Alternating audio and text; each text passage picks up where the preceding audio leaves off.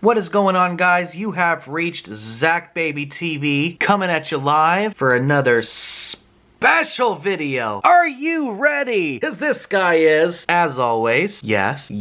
Oh yeah, baby! Let's get it on, Goosebumpers! Now, what I'm gonna do is I want to pretty much just let you guys know, based off my personal opinion, my top 10 favorite Goosebump episodes are. Now, episodes are different from the books because a lot of my favorite books were horrible episodes on Fox Kids. Just putting that out there. Yeah. This is strictly based off the TV episodes of Goosebumps. For number 1, can you guess? Yes, it is no other than Attack of the Mutant. Yes, a lot of you probably have already known that to be my number 1. Not only is it my favorite book, favorite t-shirt, favorite PC video game, I'm in love with it. Love everything about it. The best episode. Is it the scariest? Did it give me goosebumps? Not really, but I freaking love it. The best. I am obsessed. I know everything about the mutant.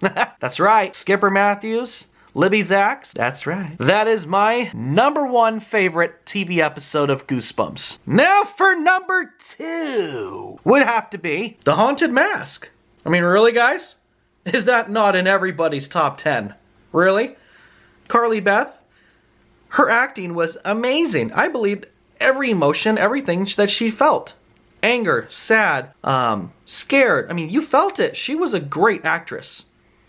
Carly Beth and Sabrina and Stephen Boswell, I mean, they were just those two boys were messing with her, and she got a hold of that mask, and she got revenge. Yes, she did. She sure did. The Haunted Mask was amazing, and if I didn't love the Masked Mutant so damn much, that probably would have been my first. But they're at number 2. Now for number 3 of the top 10 TV episodes from the original Goosebumps TV show from Fox Kids back in the 90s would have to be Welcome to Camp Nightmare. Awesome story about Billy going to camp, welcome to Camp Night Moon. Some weird stuff is going on. The Forbidden Cabin, his boys start disappearing, bitten by snakes. And Larry, I hated Larry. Which made him a good actor. With horse teeth. Yeah, Uncle Al did a great role. That was just amazing. I went to summer camps when I was a kid. I went to Camp Marston in Julian, California, early 90s. And it was amazing. It was just like that, without the scary stuff. But yeah. That's number 3 for you. Now, for number 4... it has to be the Werewolf of Fever Swamp. Grady and his sister, they moved to this weird small town, swampy Florida nastiness. The people were funky. You know, the type of place where the toothbrush was invented. Because why? Because everyone in town only has one tooth. But yeah. Awesome episode about werewolves. Frickin' cool. It has a dark, twisted ending to it. It is awesome. That is a great episode, and that's why it is number 4 on my list. Now, for number 5, didn't have its own book. It was part of the special edition of Tales to Give You Goosebumps. And it's the very first episode, The House of No Return. Excellent TV episode. Totally deserved its own book. Get rid of Chicken. Get rid of Vampire Breath. Get rid of Monster Blood 4. Go ahead and get rid of Monster Blood 3 while you're at it. I'm telling you, there's some fluff in the original series. There's some stuff in here that deserved a lot more than just a TV episode. They deserved merchandise, and they deserved to have their own book. The House of No Return was freaking amazing. Danger Club, those kids were just undercover bullies. New kid in town, they sucker him into going into this haunted house, you know, for 1 hour, and then they could be in the club if he finishes in 1 hour, and he puts a twist on it. It has a dark ending. I'm gonna tell you anyways. Yeah! So he makes a deal with the ghost and said, if you let me go, I'll give you 3 kids. Suckers them to get in there, and then they're stuck, and then the ghosts have them 3. Yeah, goodbye, Danger Club. Soda break! Yeah! Soda break! Yeah! Alright, halfway point. Had to have a soda break. Number 6 on my top 10 greatest Goosebumps TV episodes would have to be another one. Short stories, even more tales to give you goosebumps. Part 3, number 6, is the haunted house game with Nadine and Jonathan. Get tricked into going into this house, they find the board game, and they play it, and it is on for their life and their souls. I'm telling you, this story was awesome. Again, a short story. Deserved its own book by far. What a great episode. I enjoyed every minute of it. It was just very enjoyable to watch. Had a couple little scary areas in it. This was an excellent story. Definitely deserved to have its own book in the original series. Alright guys, now for number 7 on my countdown of the best Goosebumps TV episodes, guys. It seems a little bright in here, so I had to tone it down a little bit because the sun is out and it tends to hurt my skin. Of Welcome the Dead House! Yeah, that's right! That is number 7, Welcome the Dead House. Oh yeah, with Amanda and Josh move to Dark Falls and they find out, uh-oh, there's something wrong here, guys. The kids don't want to play when it's sunny out. They're always leaving early. Oh wait, the dog's missing.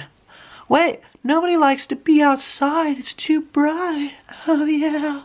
So, that is number 7. A bloody number 7.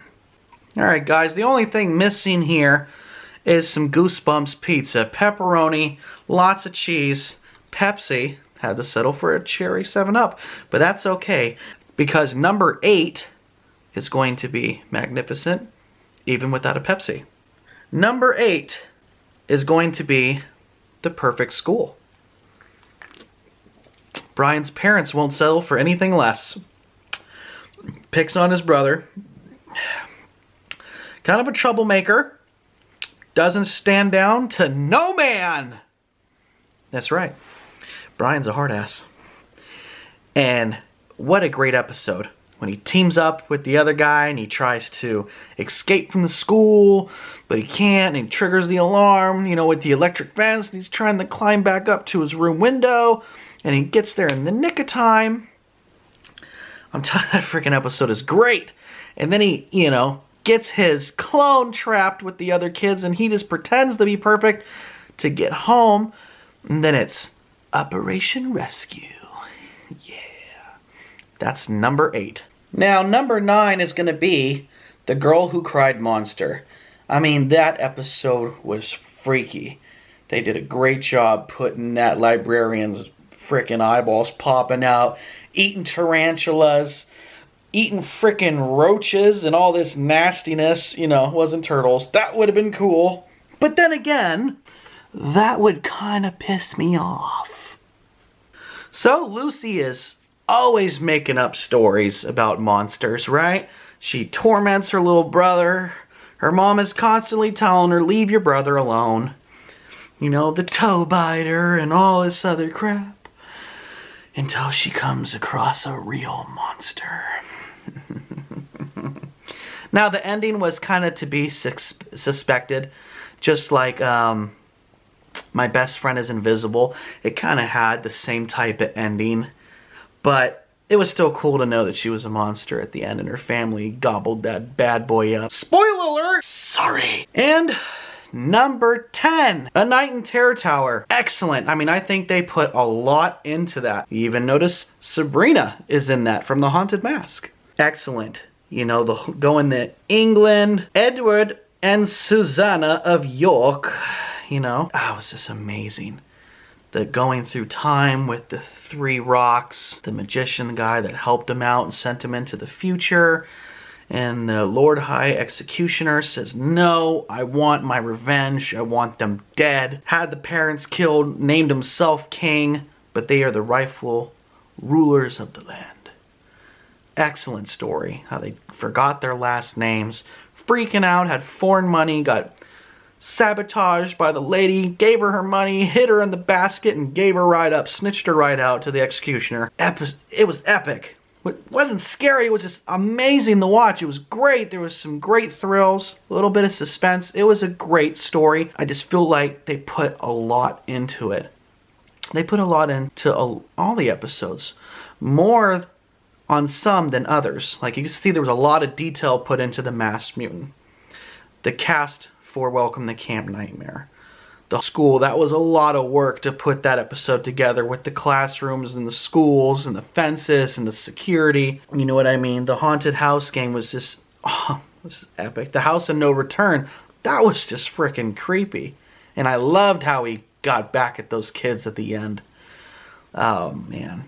And I love Welcome to Dead House. I mean, I love zombies. I love The Walking Dead. So, of course, I'm going to love Welcome to Dead House. And, of course, if you notice the construction worker, I'm hungry now. Recognize his face? Recognize that voice? That's the Masked Mutant. Same guy. Steve Wickware. That's right. He's also the voice of the Haunted Mask. And the voice of the Haunted Mask Part 2. Same guy. Go watch your episodes. I'm not lying. I know these things about the mutant. I know everything about the mutant. That is my top 10. In my opinion, there's so much more that I love with the Goosebump episodes, but that is my top 10. Leave your comments below. Let me know what you think. Give me some opinions. Give me some feedback. And we'll see you later.